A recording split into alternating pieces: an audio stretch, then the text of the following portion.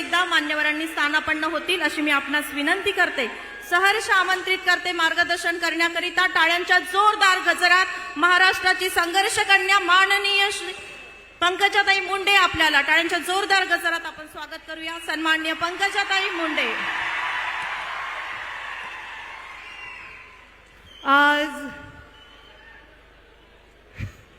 परळी या वैद्यनाथाच्या नगरीमध्ये आणि आपले सर्वांचे लाडके लोकनेते गोपीनाथाच्या नगरीमध्ये मंचावर विराजमान या विशिष्ट असा कार्यक्रम ज्यांनी केलाय, शासनाच्या दारात तुम्हाला जायची गरज नाही तर शासन तुमच्या दारात येणार आहे असा कार्यक्रम ज्यांनी पूर्ण महाराष्ट्रभर राबवत आहेत, ते या महाराष्ट्राचे लोकप्रिय मुख्यमंत्री एकनाथजी शिंदे साहेब, मंचावर उपस्थित या महाराष्ट्राचे उपमुख्यमंत्री आदरणीय देवेंद्र फडणवीस, मंचावर उपस्थित या महाराष्ट्राचे दुसरे आमच्या परळीमध्ये अशा कार्यक्रमात ज्यांचा पहिल्यांदा योग आला ते उपमुख्यमंत्री आदरणीय अजितदादा पवार।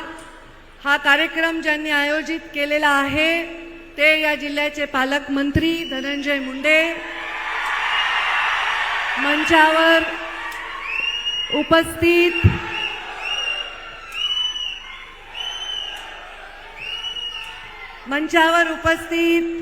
आमदार मी प्रकाशदादा सोळंके, आमदार नमिता मुंदडा, आमदार आजबे काका, आमदार लक्ष्मण पवार, तीनही पक्षातील विविध जिल्ह्याचे पदाधिकारी, या बीडच्या कलेक्टर मुदोळ मुंडे मॅडम, उपस्थित सर्व अधिकारी आणि समोर उपस्थित या सरकार आपल्या दारी या कार्यक्रमात ज्यांना लाभ सरकारी योजनांचा मिळालेला आहे असे आणि या तीनही नेत्यांवर, चारही नेत्यांवर प्रेम करणारे सर्व इथे आलेले पंचक्रोशीतील वडीलधारी मंडळी, युवा बांधव आणि माता भगिनींनो, मी इथे या मंचाकडे जेव्हा बघत होते मला फार उकाडा होत होता, मला खूप गरम होत होतं। म्हटलं आता डिसेंबरच्या महिन्यामध्ये एवढी गरमी का होत आहे? मग माझ्या लक्षात आलं की शिंदे, पवार आणि फडणवीस तिघही एका मंचावर हे परळीच्या या कार्यक्रमाला आलेले आहेत। त्याहीपेक्षा थोडा पारा जास्त गरमीचा वाढलाय कारण धनंजय मुंडे आणि पंकजा मुंडे सुद्धा एका मंचावर दिसत आहेत। मला मीडियाने विचारलं, मला अरे खुर्च्या कुठे घेऊन चाललात तुम्ही? मला मीडियाने विचारलं की ताई या कार्यक्रमामध्ये तुम्ही आला ते प्रमुख आकर्षण आहे का? मी म्हणलं मी या कार्यक्रमामध्ये या मंचावर जे सर्व कोणी विधानसभा सदस्य, कोणी सुरेश धस माझ्या मागे बसल्यामुळे मला चिठ्ठी नाही हातामध्ये, हे 3 जिल्ह्याचे आमदार आहेत, काय छोटे मोठे आमदार नाही, 3 जिल्ह्याचे आमदार आहेत, उपस्थित सर्व मान्यवर आणि माझ्या या मंचावर जे सगळे बसलेले आहेत त्यामध्ये संविधानिक असा कुठलाही माझा रोल तिथे नाही। पण या जिल्ह्याची 5 वर्ष पालकमंत्री म्हणून काम करत असताना, या राज्याच्या 4 मंत्रालयाचा आणि नंतर 2 मंत्रालयाचा कारभार काम करत असताना, या बीड जिल्ह्याची आणि या परळी मतदार संघाची सेवा करत असताना एक मनापासून इच्छा होती की ज्या वैद्यनाथाला स्पर्श करून आपण दर्शन घेतो, आपलं विष वैद्यनाथाला देऊन त्याचं अमृत घेऊन जातो, त्या वैद्यनाथाचा तीर्थक्षेत्राचा विकास व्हावा आणि पूर्ण देशातून येणाऱ्या लोकांना इथे सोय व्हावी। तेव्हा देवेंद्र फडणवीस मुख्यमंत्री असताना, सुधीर भाऊ मुनगंटीवार अर्थमंत्री असताना या योजनेचा आम्ही कुठेतरी बीजारोपण केलं, पण काही कारणाने ते पुढे जाऊ शकली नाही।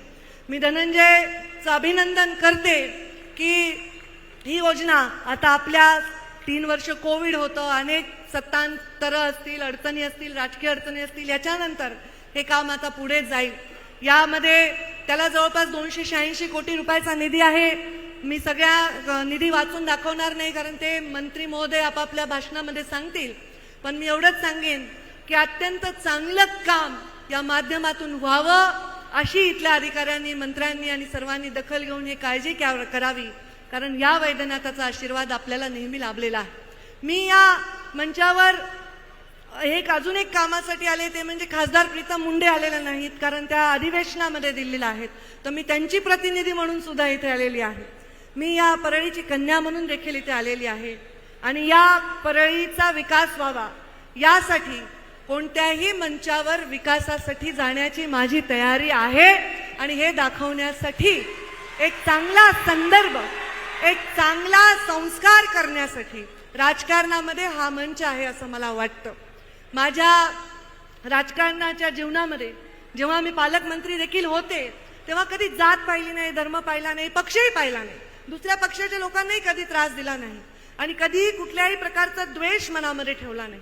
एवढंच कारण होतं की या जिल्ह्याच्या लोकांचं कर्ज माझ्या डोक्यावर आहे, धनंजयच्या पण डोक्यावर आहे.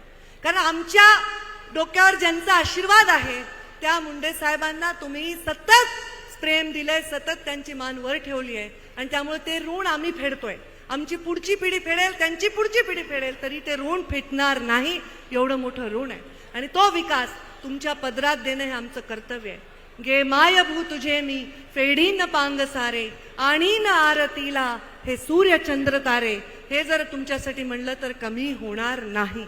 आणि म्हणून तुमच्या या विकासासाठी माझी परळी नगरी, या परळीची पहिल्यांदा विधानसभेची सदस्य म्हणून मला सभागृहात जायची संधी मिळाल्यामुळे 4 गोष्टी करता आल्या, त्यामुळे मंत्री म्हणून काम करता आलं आणि आज या परळीच्या विकासासाठी मी खांद्याला खांदा लावून सगळ्यांच्या बरोबर काम करेन.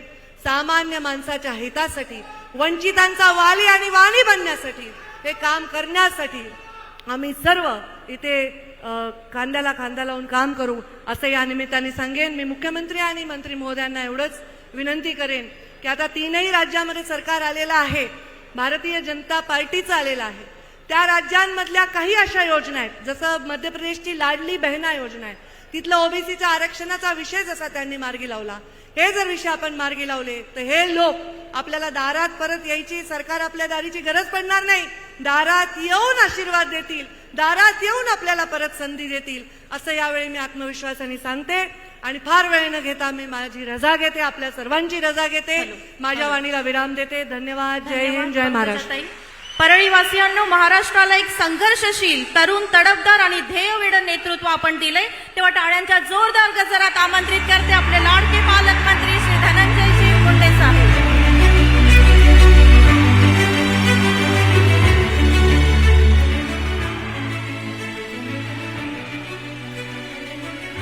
शासन आपल्या दारी या कार्यक्रमाच्या निमित्तानं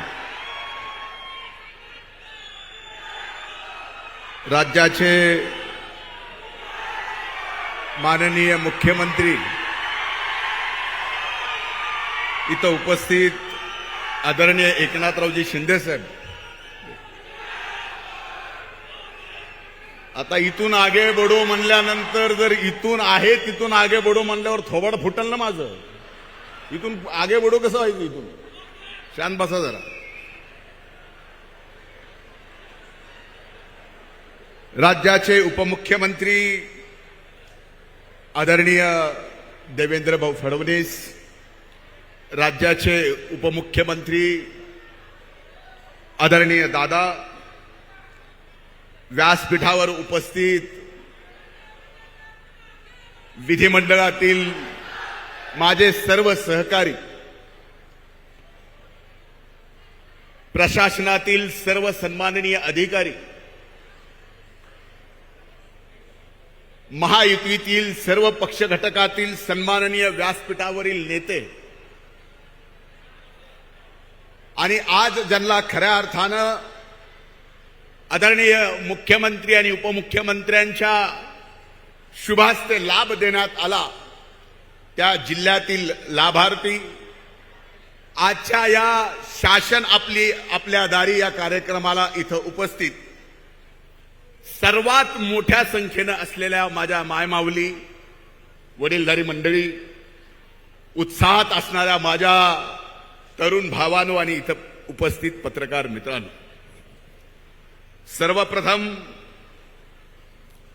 आदरणीय मुख्यमंत्री एकनाथराव शिंदे साहेबांचं, आदरणीय फडणवीस साहेबांचं, आदरणीय दादांचं, या बीड जिल्ह्यामध्ये आणि 12 पैकी 12 पंचम ज्योतिर्लिंगाच्या या परळी वैद्यनाथ नगरीत आणि प्राचीन काळामध्ये कांतीपुरी ज्याला म्हणायचे त्या या नगरीत मी मनापासून आपलं या ठिकाणी पालकमंत्री या नात्यानं स्वागत करतो.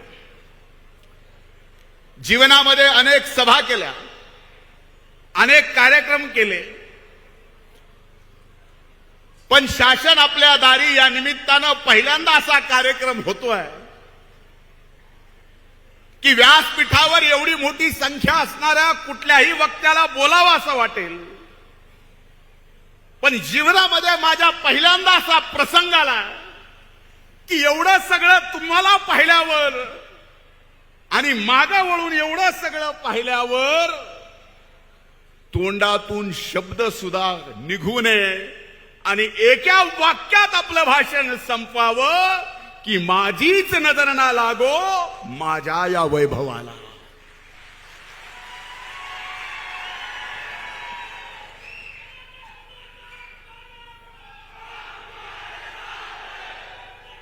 माननीय मुख्यमंत्री महोदय स्वतः दारात आले. आज बीड जिल्ह्यातल्या 36,000 लाभार्थ्यांना प्रत्यक्ष लाभ दिला, पण या तिघांमुळं बीड जिल्ह्याच्या इतिहासात एवढा निधी कधीही आला नाही. ते 1400 कोटी रुपयाच्या निधीचं आज या बीड जिल्ह्याच्या मातीत विकास कामाच्या रूपानं भूमिपूजन केलं. 1400 कोटी रुपये दिले, त्याबद्दल मी मनापासून आपले आभार मानतो.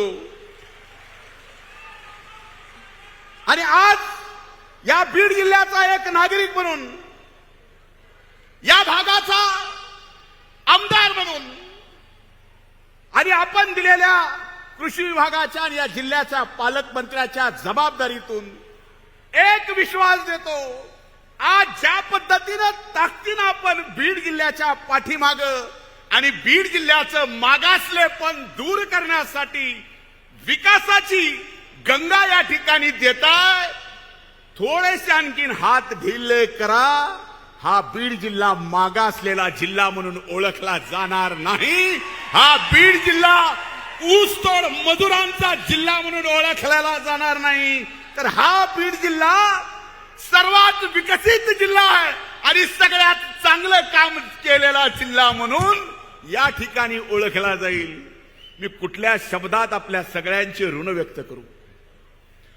आज व्यासपीठावर बघितलं की बघा, अनेक जण म्हणले की आजच्या कार्यक्रमाचं आकर्षण काय. ते आकर्षण काय आमच्या ताईंनी सांगितलं. व्यासपीठावर ताई आणि मी एकत्र आहेत, दादा आणि देवेंद्र भाऊ एकत्र आहेत, बाळा काका आणि सुरेशांना एकत्र आहेत, भैयासाहेबांना लक्ष्मणांना भैयासाहेब सुद्धा इथं आलेले आहेत. असं सगळं पाहिल्यावर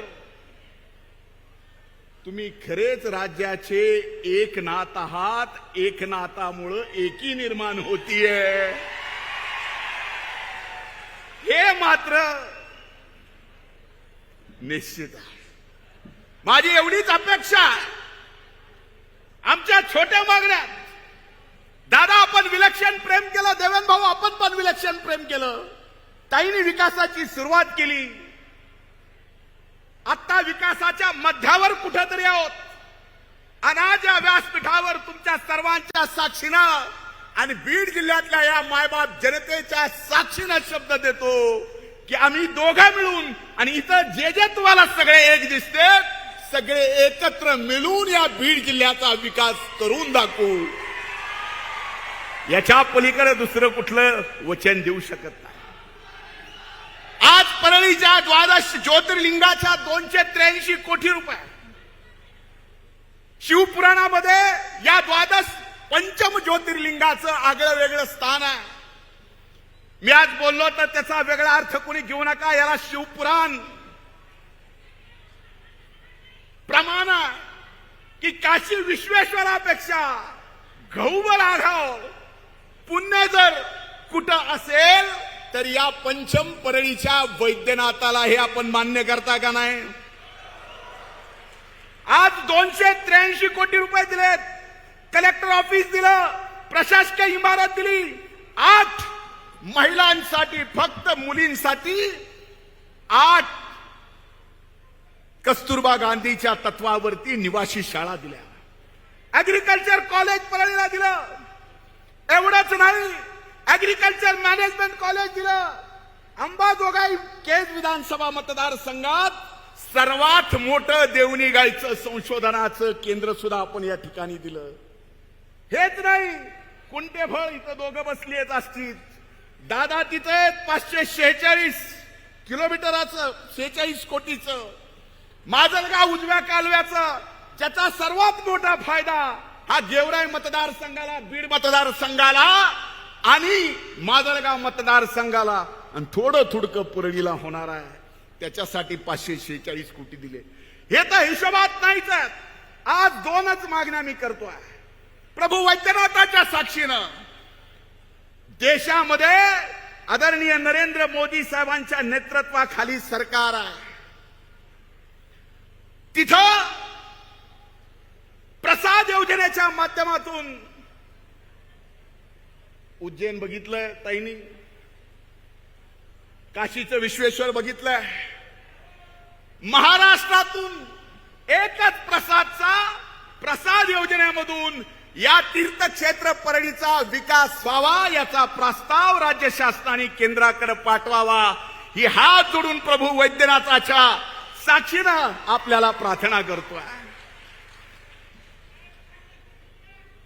देवेंद्र भाऊ, 3 ऊर्जा शक्तीपीठ म्हणून हे परळीचं वैद्यनाथाचं स्थान आहे. एक ऊर्जा निर्मिती केंद्र आहे, रेल्वे स्टेशन आहे, प्रभू वैद्यनाथाचा शक्तीपीठ आहे. आता MIDC कमी होती, ती MIDC सुद्धा दिली. आदरणीय शिंदे साहेबांना माझी विनंती आहे, कोकणात परवा दिवशी तुम्ही कोका कोला नेला, आम्हाला फॅन्टा तरी इथे MIDC द्या.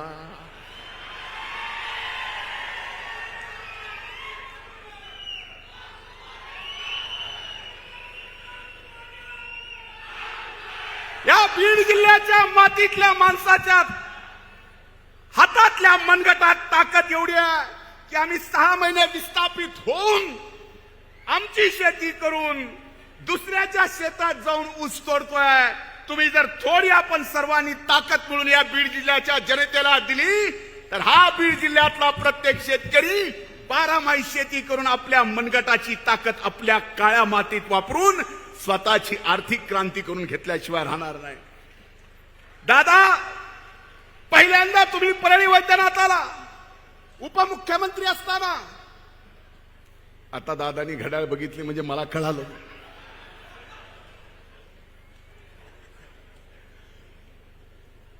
देवेंद्र भाऊ तुम्ही मुख्यमंत्री आणि ताई पालकमंत्री असताना या परळीसाठी जे दिलं, आता थोडस का काकणभर आगाव सीएम साहेब आपण सुद्धा दिलं.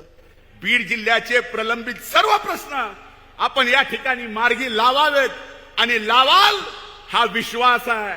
आता 3 राज्याचा निकाल लागला. 3 राज्याच्या निकालामध्ये देशाचे प्रधानमंत्री नरेंद्र मोदी यांची गॅरंटी, तुम्ही आमच्या बीड जिल्ह्याच्या विकासाची सगळे मिळून गॅरंटी घ्या, काम चांगलं करून घ्यायची जबाबदारी या ठिकाणी आपण स्वतः घेऊ, एवढं वचन या निमित्तानं देतो. पुन्हा एकदा आपलं मनापासून स्वागत करतो, ऋण व्यक्त करतो, थांबतो. जय हिंद, जय महाराष्ट्र. धन्यवाद. यानंतर आमंत्रित करते सन्माननीय उपमुख्यमंत्री अजितदादा पवार आपल्याला. आजच्या कार्यक्रमाला उपस्थित असणारे महाराष्ट्राचे लाडके मुख्यमंत्री एकनाथरावजी शिंदे, मंत्रिमंडळातील आमचे उपमुख्यमंत्री देवेंद्रजी फडणवीस, पालकमंत्री धनंजय मुंडे, पंकजाताई मुंडे, प्रकाशदादा सोळंकी, लक्ष्मणराव पवार, बाळासाहेब आजबे, सुरेश धस, नमिताताई मुंदडा, माजी आमदार भीमराव धोंडे, संजय दौंड, मधुसूदन केंद्रे, राष्ट्रवादीचे अध्यक्ष राजेश्वर चव्हाण, शिवसेनेचे सचिन मुळूक, कुंडलिक खांडे, भाजपचे राजेंद्र मस्के, बहुजन विकास मोर्चाचे बापूराव पोटभरे, पापा मोदी, डॉक्टर योगेश क्षीरसागर, वाल्मिक कराड, जयसिंग सोळंके, अजय मुंडे, वैजनाथ सोळंके, बाजीराव धर्माधिकारी, रमेश अडसकर, अशोक डग, अनेक राजकीय पक्षाचे मान्यवर इथं उपस्थित आहेत. ते सर्व विविध राजकीय पक्षाचे उपस्थित असणारे आजी माजी पदाधिकारी, शासनाचे आयजी, विभागीय आयुक्त, जिल्हाधिकारी, पोलीस अधीक्षक, मुख्य कार्यकारी अधिकारी, शासनाचा विविध खात्याचा उपस्थित असणारा अधिकारी वर्ग, माझ्या बीड जिल्ह्याच्या कानाकोपऱ्यातून आलेले सगळे लाभार्थी, सगळे प्रतिष्ठित नागरिक, ग्रामस्थ, पत्रकार मित्र, बंधू भगिनींनो आणि माझ्या तरुण मित्रांनो, जरा उशीर झाला. खरं तर हा कार्यक्रम बऱ्याच दिवसापूर्वी होणार होता, पण सतत काही ना काही महत्वाचे कामं निघायची आणि त्याच्यामुळे कार्यक्रम पुढे ढकलला जायचा. आता देखील उद्याच्याला डॉक्टर बाबासाहेब आंबेडकरांच्या महापरिनिर्वाण दिनाच्या निमित्तानं चैत्यभूमीला जाऊन सकाळी मुख्यमंत्र्यांना आम्ही सगळेजण तिथं दर्शन घेणार आहोत आणि तिथून नागपूरला जाणार आहोत. कारण परवा दिवशीपासून अधिवेशन आहे. हिवाळी अधिवेशन म्हणून जे आपण ओळखतो ते नागपूरला होत आहे आणि त्याच्यामुळं कार्यक्रम घ्यायचा नाही घ्यायचा त्याच्यामध्ये धनंजयला बरंच काही मिरवणूक काढायची होती, इतर कार्यक्रम घ्यायचे होते. पण सकाळी एक राज्यपाल महोदयांनी शालेय शिक्षण विभागाचा कार्यक्रम घेतला, तिथं मुख्यमंत्र्यांना जाणं क्रमप्राप्त होतं, त्यामुळे थोडासा उशीर झाला. हवामान बदललंय. ह्या दिवसामध्ये कधी गारपीट पाऊस आपण डिसेंबरमध्ये बघितला नव्हता, परंतु ग्लोबल वॉर्मिंगचं संकट आलंय, चक्रीवादळ आलंय. आंध्र प्रदेश, तामिळनाडू, इथं तेलंगणा त्याचा झटका बसलेला आहे आणि त्याच्यामुळं राज्य सरकार ह्या सगळ्या गोष्टीची नोंद घेत आपल्या बळीराजाला मदत झाली पाहिजे अशा प्रकारची भूमिका आहे. आणि त्याच्यातूनच एकनाथराव शिंदेच्या मनामध्ये कल्पना आली, महायुतीच्या सरकारच्या मनात कल्पना आली, शासन आपल्या दारी. लोकांना हेलपाटे मारून द्यायचे नाही. जे काही केंद्र सरकारच्या योजना असतील, राज्य सरकारच्या योजना असतील, ते आमच्या लाभार्थीच्या दारामध्ये जाऊन त्याला तिथं द्यायच्या. आत्ताही आपण त्याचा प्रात्यक्षिक त्या ठिकाणी बघितला. अनेकांना आपण लाभार्थ्यांना लाभ देण्याचा प्रयत्न केला. करोडो लोकांना आपण आतापर्यंत लाभ दिलाय. अजूनही महाराष्ट्रातल्या इतर जिल्ह्यामध्ये त्या ठिकाणी जायचंय. आज इथं येत असताना 12 ज्योतिर्लिंगापैकी एक असलेल्या परळीच्या प्रभू वैजनाथाच्या ऐतिहासिक पवित्र भूमीत शासन आपल्या दारी या निमित्तानं अभियानाच्या महायुतीचं संपूर्ण शासनच खऱ्या अर्थाने आज बीडकरांच्या दारी आलेलं आहे. मी आपल्या सगळ्यांचं या निमित्तानं स्वागत करतो. प्रभू वैजनाथाच्या चरणी नतमस्तक देखील होतो. इथली पवित्र भूमी अनेक मोठ्या मोठ्या मान्यवरांच्या नावाची भूमी म्हणून ओळखली जाते. ही भूमी देवदैवतांची भूमी आहे, संत महात्म्यांची भूमी आहे, महापुरुषांची भूमी आहे, भगवान श्री कनकालेश्वरांची भूमी आहे, श्री खंडेश्वरीची, तसंच मन्मथ स्वामींची, विमलनाथांची अशा प्रकारची भूमी आहे. अंबेजोगाईच्या आपल्या योगेश्वर देवीची भूमी आहे, कुलस्वामीची सटवाई देवीची ही भूमी आहे आणि 12 ज्योतिर्लिंगापैकी ज्याचा उल्लेख धनंजयने आपल्या भाषणामध्ये केला त्या परळीच्या प्रभू वैजनाथाची भूमी आहे, दासोपंत महाराजांची भूमी आहे. त्याच्यामुळे या समस्त देवदेवतांच्या चरणी मी वंदन करतो आणि बीड जिल्ह्याच्या महाराष्ट्राच्या विकासासाठी काम करत असणाऱ्या ह्या महायुतीच्या सरकारला बळ दे असं साकडं देखील आपल्या सर्वांच्या साक्षीनं मी या ठिकाणी देवतांच्या चरणी त्या ठिकाणी घालतो. मित्रांनो, आपल्या इथं जसं वेगवेगळ्या देवदेवतांची मी नावं घेतली तशाच पद्धतीनं आपल्या ही सगळी भूमी ही त्या ठिकाणी आपल्याला माहिती आहे श्री संत भगवान बाबा आणि श्री संत जगतमित्र नागा या संतांना देखील मी नमन करतो. आज वेळ आमच्याकडे कमी आहे. मुख्यमंत्री उपमुख्यमंत्र्यांना मार्गदर्शन करायचं आहे. अनेक काही मुद्दे इथं काढलेले आहेत. खरं तर इथं ज्यावेळेस आम्ही संभाजीनगरला मधल्या काळामध्ये आपल्या एकंदरीत मराठवाडा मुक्तीसंग्रामाला 75 वर्ष झाली, त्याच्यामध्ये एक चांगला कार्यक्रम दिला. 60,000 कोटीचा कार्यक्रम मुख्यमंत्र्यांनी आणि या महायुतीच्या सरकारने दिला. आत्ताच मी प्रकाशरावांशी बोलत होतो. आपल्या इथं पाण्याचा प्रश्न आहे, त्याच्यामध्ये समुद्राकडे जाणारं पाणी हे नाशिक आणि त्या भागातनं माझ्या नाथसागरमध्ये कसं येईल, तिकडच्याही लोकांचं भागेल आणि माझ्या इथल्या शेतकऱ्यांनाही मदत होईल. माझ्या इकडच्या भागातलं माजलगाव धरण असेल, इतर धरणं असतील, त्यालाही पाणी मिळेल अशा प्रकारची योजना ह्या सरकारने आखलेली आहे. त्या योजनेला देखील मुख्यमंत्र्यांनी मान्यता दिलेली आहे. जलसंपदा मंत्री म्हणून देवेंद्रजींनी त्याच्यामध्ये लक्ष घातलेलं आहे. मित्रांनो, एकंदरीतच काम करत असताना आज तुम्ही व्यासपीठावर बघितलं असेल, थोडंसं वेगळं चित्र तुम्हाला पाहायला मिळतंय. मी आपल्याला सगळ्यांना सांगतो, ह्या निमित्तानं महाराष्ट्राला सांगतो, कुणीच राजकीय जीवनामध्ये कायमचं शत्रू नसतं, कायमचं मित्र नसतं. ही गोष्ट लक्षात घ्या. आपल्या इथं युगपुरुष छत्रपती शिवाजी महाराजांनी आपल्याला एक आदर्श आपल्या पुढे निर्माण केलेला आहे. शाहू फुले आंबेडकरांच्या विचारधारा घेऊन आम्ही सगळे पुढे चाललेलो आहे. इथं विचारधारा वेगवेगळ्यांच्या वेगवेगळ्या असतील, परंतु शेवटच्या माणसाला मदत झाली पाहिजे. इथला सर्वांगीण विकास झाला पाहिजे.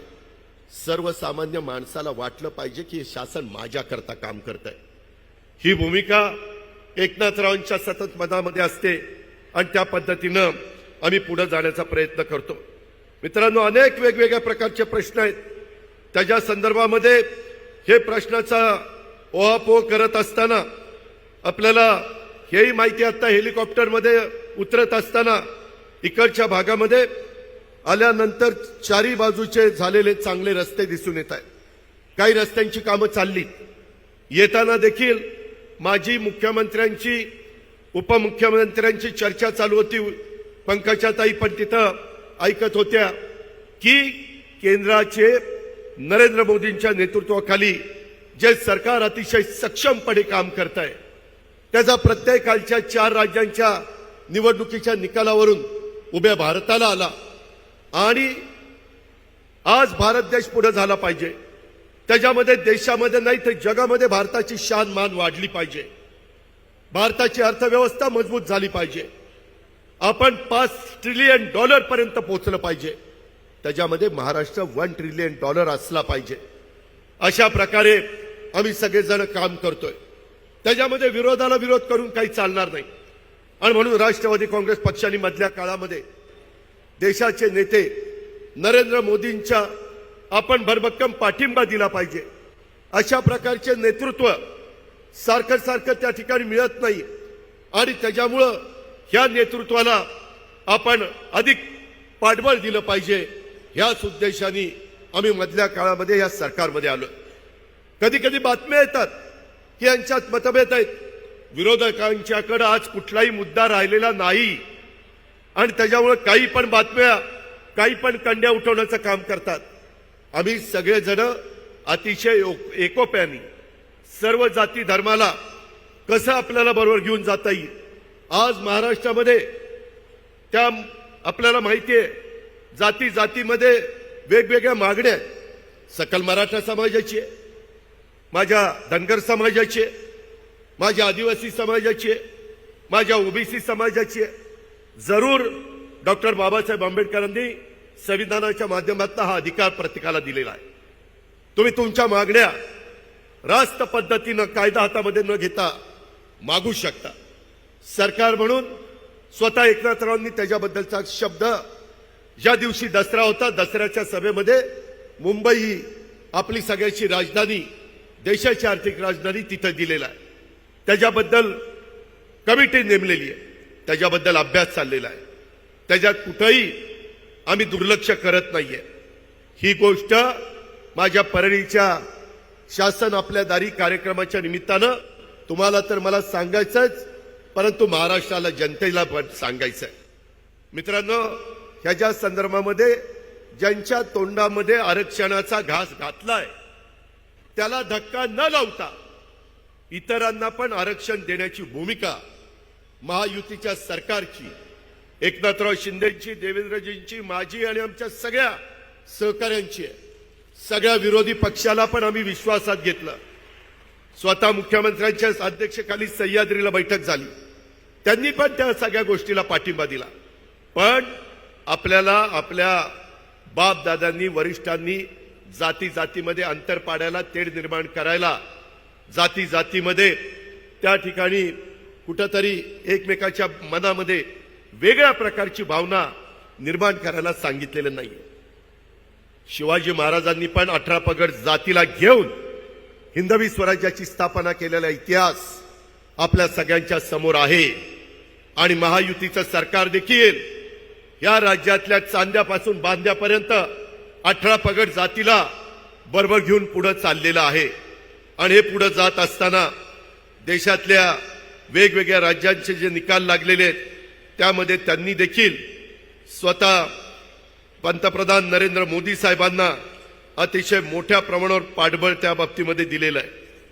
आज हे सगळं काम करत असताना मला आवर्जून तुम्हाला सगळ्यांना सांगायचं आहे, योजना तर इतक्या आहेत, त्या सगळ्या योजनांचा फायदा तुम्ही घेण्याचा प्रयत्न करा.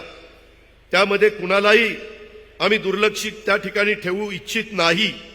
मला आपल्याला सगळ्यांना सांगायचं की इतक्या वेगवेगळ्या प्रकारच्या योजना आपण दिलेल्या आहेत. त्याच्यामध्ये तुमचे पालकमंत्री धनंजय मुंडे यांच्याकडे एकनाथरावांनी कृषी खात्याची जबाबदारी दिलेली आहे. एक चांगल्या पद्धतीनं गेल्या 4 महिन्यामध्ये 150 दिवसात 75 निर्णय कृषी विभागाने एकनाथराव शिंदेच्या नेतृत्वाखाली धनंजयच्या मदतीने घेतलेले. शेतकऱ्यांना कुठेही काही अडचण आली, कांद्याचा प्रश्न आला तरी आम्ही त्यांना तिकडं पियुष गोयल आणि बाकीच्या मान्यवरांच्याकडे आम्ही चांच्याकडे पाठवलं. दिल्लीला तिथं पीक विम्याच्या मुदतवाढीचा विषय असो, नेहमीच धनंजय आणि त्यांचे सगळे सहकारी आग्रही असतात. वर्षी आपण मोठ्या दुष्काळाला सामोरं जातोय. संकटाच्या काळामध्ये माझ्या शेतकऱ्याला आधार देण्यासाठी आपण 1 रुपयामध्ये पीक विमा योजना सुरू केलेली आहे. मित्रांनो, पंतप्रधान पीक विमा योजनेमध्ये आपल्याला माहिती आहे नुकसान भरपाईसाठी 48,34,745 अर्ज मंजूर झालेले. 2,105 कोटी 14 लाख रुपयाची रक्कम मंजूर झालेली आहे. 26,57,049 अर्जांना म्हणजे शेतकऱ्यांना 1,273 कोटी 65 लाख रुपयाचं वाटप झालेलं आहे. 21,77,696 अर्जांचं हे 831 कोटी 14 लाख रुपयाचं वाटप करण्याची प्रक्रिया सुरू आहे. धनंजयची धडपड चाललेली आहे. आम्ही एकनाथराव, देवेंद्र, आम्ही सगळेजण त्याला साथ देण्याचा प्रयत्न करतोय. तुम्हाला सगळ्यांना माहिती आहे की सगळी कामं करत असताना धनंजय माझ्याही जवळचा आहे, परंतु तो देवेंद्र फडणवीसांच्याही जवळचा आहे. आणि एकनाथराव पण त्या बाबतीमध्ये चांगल्या कामाला त्याला भरभक्कम पाठिंबा देत असतात. आणि त्याच्यामुळं तुम्ही त्याबद्दल काही काळजी करू नका. सगळे इथले लोकप्रतिनिधी, भाजपचे आमदार असतील, राष्ट्रवादीचे आमदार असतील, सगळ्यांना विश्वासामध्ये घेऊन उद्याच्या पुरवणी मागण्यामध्ये देखील एक चांगल्या प्रकारचा निधी राज्याच्या सर्वांगीण विकासाला देण्याचा आमचा सगळ्यांचा प्रयत्न आहे. तो तुम्हाला 7 तारखेला पुरवणी मागण्या सभागृह समोर ठेवल्यानंतर त्या ठिकाणी होईल. एकनाथरावजी मुंडे यांच्या सभा स्वर्गीय गोपीनाथ मुंडे ऊसतोड कामगार न्याय देण्याचा प्रयत्न आम्ही त्या ठिकाणी एक लोकनेता त्यांची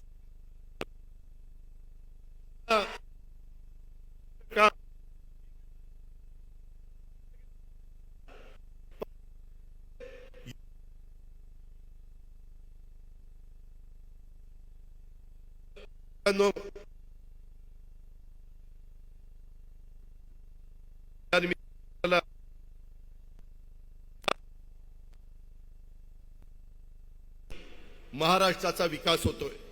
कालच नौदल दलाच्या निमित्तानं दौऱ्यावर होते.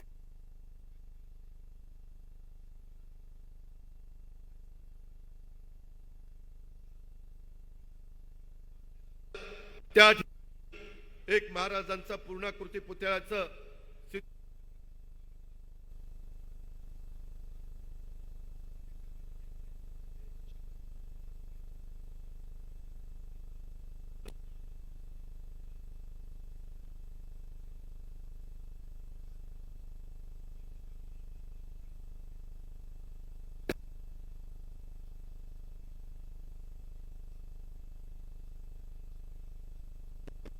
त्या मनामध्ये ते महाराष्ट्राच्या विकासासाठी आता केंद्र सरकारची जोड मिळालेली आहे.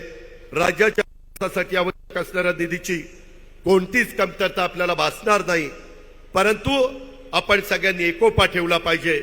उद्याच्या येणाऱ्या लोकसभेच्या निवडणुकीच्या निमित्तानं तिसऱ्यांदा ह्या देशाचं पंतप्रधान नरेंद्र मोदी साहेबांना करण्याकरता 48 पैकी कमीत कमी 45 जागा तरी निवडून आणण्याचं काम हे आपल्याला सगळ्यांना करायचं आहे.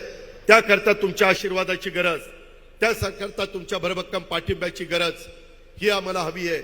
ही पण अपेक्षा मी आजच्या निमित्तानं आपल्या सर्व सहकाऱ्यांना करतो आणि ज्यांना ज्यांना लाभ मिळालेला आहे त्या लाभाचा फायदा माझ्या सहकाऱ्यांनी अतिशय चांगल्या पद्धतीनं करून घ्यावा अशा प्रकारची अपेक्षा आज शासन आपल्या दारी आणि इतर विविध कार्यक्रमाच्या भूमिपूजनाच्या निमित्तानं इथं करतो.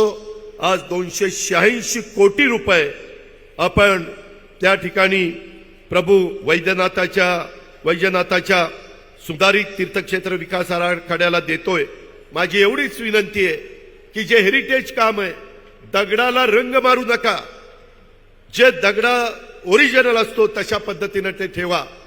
आत्ताच येताना आमची चर्चा झाली, पांडुरंगाचं विठ्ठलाचं पण तिथला जीर्णोद्धार करायचं आमच्या महायुतीच्या सरकारच्या मनामध्ये आहे. एकनाथराव म्हणले लवकरच आपण तेही काम सुरू करू. जिथं जिथं महत्वाची तीर्थस्थळं आहेत मग ती कुठल्याही जाती धर्माची असो तिथं भाविक जातात, तिथं सुविधा मिळाल्या पाहिजेत. अशा प्रकारचा संकल्प, अशा प्रकारचा निश्चय आम्ही सगळ्यांनी केलेला आहे.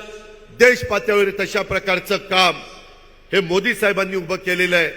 तशा पद्धतीनं आपल्या राज्यामध्ये देखील आम्ही सगळेजण काम करू इच्छितोय. इतर देखील प्रश्न अतिशय तडफेडी सोडवण्याच्या करता आम्ही कुठं कमी पडणार नाही हा शब्द आपल्याला सगळ्यांना देतो आणि या ठिकाणी थांबतो. जय हिंद, जय महाराष्ट्र.